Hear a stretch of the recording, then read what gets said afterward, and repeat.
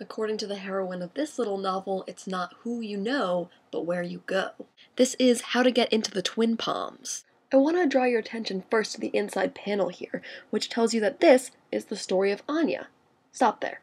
Yes, this is the name she uses for most of the book, but it's the name she chooses at the beginning in order to pass as a Russian immigrant. She's actually Polish, or maybe just American, depending on where you draw that line. She's been in America for a long time. And she's been all over America, too.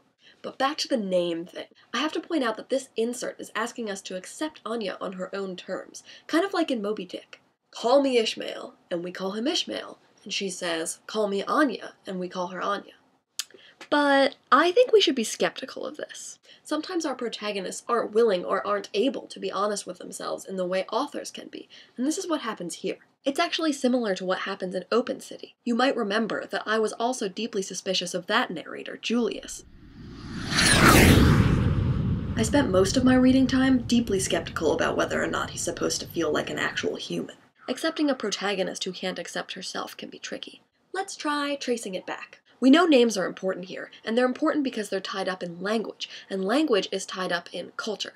This is Anya's undeniable preoccupation. From what she wears, to how she talks, to the name Anya, she's making constant adjustments to herself in order to fit in with the people who fit in at the Twin Palms.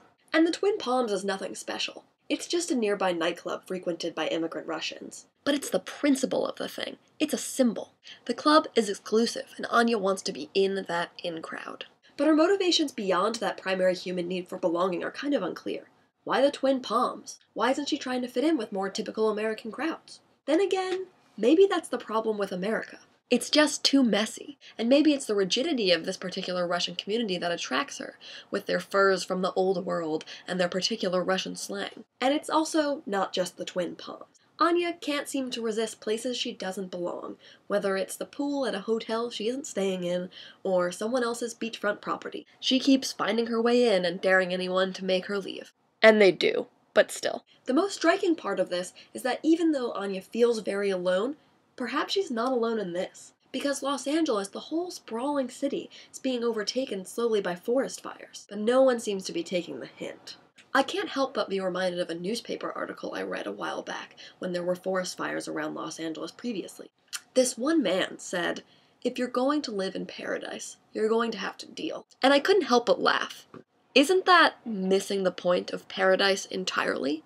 Isn't paradise decidedly where you don't have to deal with anything at all?